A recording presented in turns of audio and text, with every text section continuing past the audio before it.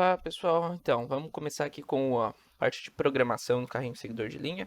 Isso aqui é a tela inicial da ideia do Arduino, né? Vem com a função setup loop aqui já configurada.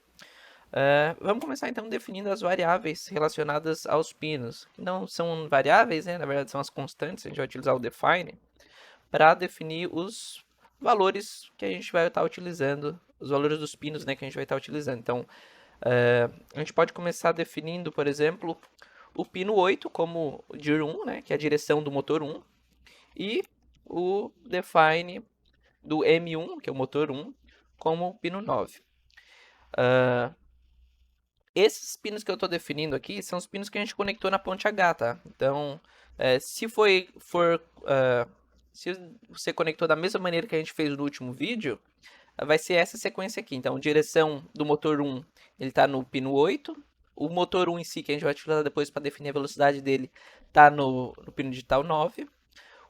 A direção do motor 2, ele fica no pino 10, né?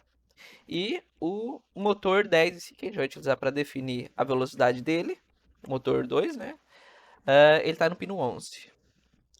Então, esses aqui são as constantes, né, que depois a gente vai utilizar, em vez de dar um digital read, um digital write, né, no 8, no 9, no 10, a gente utiliza daí essas variáveis aqui para ficar um pouquinho mais fácil da gente entender o que está acontecendo. E a gente pode definir também as variáveis de entrada, que são os sensores, né, então eu vou definir aqui, por exemplo, pino do S1. Pino S1, vamos botar em caixa alta S1 aqui, ficar igual o exemplo. Hashtag define pino S1, que é o pino 7, e o pino underline S2 é o 6, né? Que são os por onde a gente conectou a saída digital dos sensores de obstáculo, né? Sensor de obstáculo não, sensor da linha. Então, o 7 e o 6. Além dessas constantes aqui em cima, antes da gente entrar no setup, a gente pode definir também as variáveis que vão receber, no caso, aqui, vão receber os valores de leitura dos pinos dos sensores, sensor 1 e sensor 2. Então eu vou definir como bool, que é uma booleana, né? Recebe verdadeiro e falso, uma variável chamada sensor 1, e inicializar ela como 0. Então, fazer o mesmo procedimento para o sensor 2. E depois a gente vai atribuir essas duas variáveis aqui, né, sensor 1 e sensor 2, o valor de leitura dos pinos 6 e 7. Beleza? Isso aqui basicamente são as variáveis e constantes que a gente precisa para fazer o projeto do seguidor de linha. Além dessa aqui, a gente pode definir também, que é bem interessante, a gente definir uma variável chamada velocidade. Velocidade.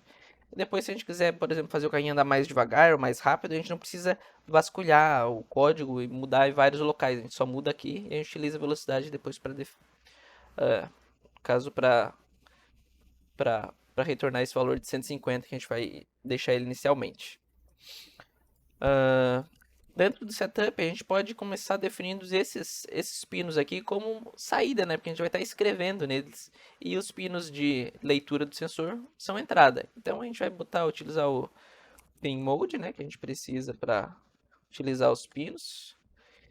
Pin mode, no caso, o dir 1, como output. A gente vai escrever no dir 1. Eu vou copiar esse aqui e colocar embaixo o M1 também. O M1 também é uma saída, a gente vai estar escrevendo nessas portas. E eu vou colocar aqui o dir2 aqui, e o M2 também como saída. Então são os pinos relacionados à ponte H, essa parte aqui.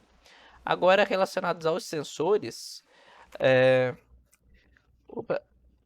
os sensores não são, a gente não vai escrever no pino que ele está conectado, né? A gente vai ler. Então, o pino do sensor 1, que é o 7 e o 6, eles têm que ser como input, ou seja, é uma entrada de dado.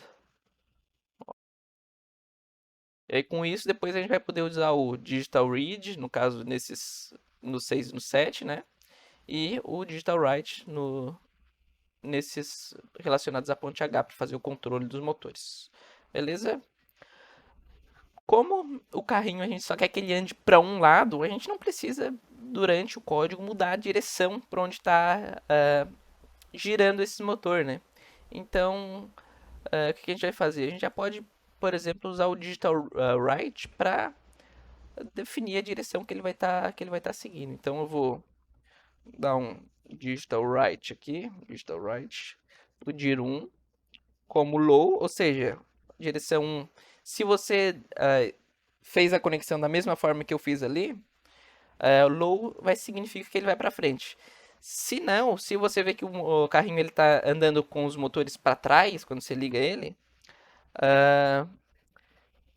você conectou ele com a polaridade dos motores inversa ali na ponte H. Então é basicamente isso que, pelo que eu testei, né, com a polaridade do jeito que eu conectei ali, eles têm que ficar com o valor zero, né, low, para os dois motores irem para frente. Beleza? Então agora tudo que a gente precisa fazer é definir aqui dentro do loop, baseado nas leituras dos sensores, para qual lado o motor vai girar ou se ele vai simplesmente seguir reto, né? Então, a primeira coisa que a gente vai fazer aqui vai ser fazer a leitura dos sensores, né? Então, essas variáveis que vão receber o valor aqui, eu vou colocar aqui como digital read, né? Digital read. Digital read, no caso, é a variável do pino do sensor 1, né? Então, é pin underline S1, ou seja, ele vai estar lendo a porta 7, né? Que vai dentro do sensor 1. E a gente vai fazer o mesmo procedimento para o sensor 2, essa variável aqui. Só que com a porta do pino do sensor 2. Beleza? Aqui a gente vai ter uma leitura das variáveis. Se o carrinho ele consegue refletir na superfície, ou seja, está sobre uma superfície branca, o sensor ele vai retornar como 0.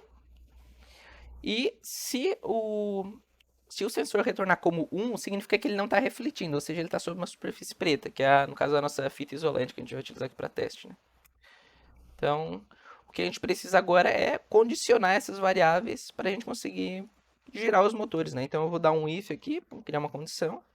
Vou até já abrir as duas chaves aqui, para depois a gente colocar a condição aqui dentro. Mas o que a gente vai fazer? O que eu vou fazer agora? Eu vou combinar as duas leituras aqui dentro da condição. Eu vou abrir de novo mais um parênteses e botar se o sensor 1, sensor 1 for 0, aqui fora do parênteses, vou utilizar o E aqui para combinar as duas leituras. Se o sensor 1 for 0 e o sensor 2 for 0 também, o que o carrinho precisa fazer? Ou seja, a linha preta está no meio dos dois sensores. Ou seja, o carrinho precisa andar para frente. Então, tudo que a gente vai fazer aqui agora vai ser controlar as velocidades dos motores para ela ficar igual. E como é que a gente controla a velocidade? Nesse caso aqui, a gente pode estranhar porque as portas são portas digitais, mas a gente vai utilizar o analog write. Analog write, escrita de forma analógica, porque as portas do motor 1 e motor 2, M1 e M2, são portas com PWM, ou seja, PWM significa Pulse Width Modulation, ou seja, a gente consegue controlar a largura do pulso que a gente está mandando. De certa forma, a gente controla a energia que aquela porta está recebendo, né? Então, a gente consegue definir aqui o valor de 0 a 255, que seria a nossa velocidade aqui, ó. 150 no caso, que é a nossa velocidade que eu deixei inicialmente. Então, analog write na porta M1, que significa a porta digital 9, né? A porta PWM aqui nesse Arduino que eu estou utilizando, nessa versão dele pelo menos. E a gente está definindo a velocidade de 150 aqui para aquele motor. E a mesma coisa a gente vai fazer para o motor 2, com a mesma velocidade. Ou seja, os dois motores vão andar para frente. E agora a gente só precisa fazer as condições. Se o sensor 1 for, se ele, por exemplo, tem uma leitura da linha sobre o sensor 1, o que ele acontece, e a mesma coisa com o sensor. Então eu vou copiar e colar esse trecho aqui embaixo, ó. Eu vou simplesmente mudar aqui, ó. Se o sensor 1 for 1, ou seja, ele está vendo a linha debaixo do sensor 1, eu vou deixar um motor desligado, no caso o motor 1 vai ficar vai parar e o motor 2 vai continuar na velocidade que ele estava. Ou seja, ele vai virar para um lado, porque agora eu não estou lembrado se é para a direita ou para a esquerda. Mas daí a gente vai testando e qualquer coisa depois a gente inverte, né? Então, eu vou copiar e colei aqui. Agora, se o sensor 1 for 0, ou seja, ele está sobre a parte branca, e o sensor 2, ó, aqui pode ver que estava errado, tá, gente? Ó, faltava o 2 aqui, ó, sensor 2. E o sensor 2 for 1, ele tem que fazer o contrário, tem que ligar o motor, o outro motor para ele girar, né? Então, aqui ele vai receber a velocidade no motor 1 e o motor 2, 0. Como que eu sei qual é qual motor? Além, eu poderia olhar, por exemplo, o datasheet da ponte H e ver qual motor que está conectado, que é controlado pela porta 9 e outro qualquer é controlado pela porta 11, que é o motor 1 e o motor 2. Porém, eu acho que é mais prático a gente simplesmente ligar e testar, né? Porque se ele tiver, por exemplo, se a gente errou a ordem aqui, a gente pode simplesmente mudar as variáveis relacionadas ao pino, né? Pode inverter os pinos e aí ele vai girar para o lado certo, digamos assim. Então eu vou ver se ele está conectado aqui. Tá, Arduino, beleza. Vou tentar carregar aqui. Vamos ver se vai dar certo. Aqui, carregando. Aqui ele pediu para eu salvar, né? No caso eu não vou salvar, vou só cancelar. E ele deu um problema. Acesso negado à porta com 8. Acho que eu tinha ela aberta aqui. Deixa eu ver.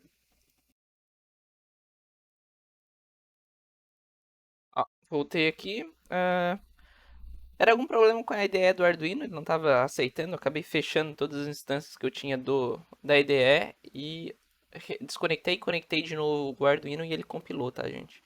Então, às vezes, se tiver algum probleminha assim de ele não consegue usar a porta que está conectada ao Arduino, a alternativa que a gente tem para tentar reiniciar a IDE, no caso, né? Salva o código, óbvio. E depois conecta o Arduino também. Em outra USB, às vezes, ele acaba funcionando. Então, eu compilei aqui o código e deixa eu compartilhar a câmera de vídeo aqui do Arduino. Aqui ele está conectado no computador com o cabo, né?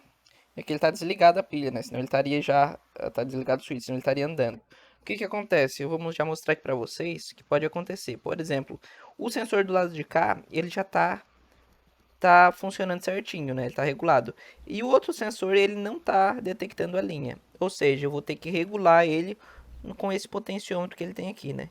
Então eu coloquei ele em cima da linha e vou diminuir um pouco o valor de sensibilidade desse. Ó, viu? Ó, ele chegou a apagar, vou girar um pouquinho mais, um pouquinho mais sensível. Eu vou botar agora na parte branca. Ali, ó. Agora pode ver que ele tá detectando quando ele passa sobre a fita isolante, né? Então é basicamente isso que a gente precisa pro carrinho funcionar. Ele precisa piscar aqui a luzinha quando a gente passa com ele por cima. Então, se o que a gente fez ali tiver certo, a hora que a gente ligar aqui, ele vai nessa posição, ele vai seguir para frente, né? E depois ele vai girar ali e fazer as curvas conforme o caminho aqui. Então eu vou ligar aqui.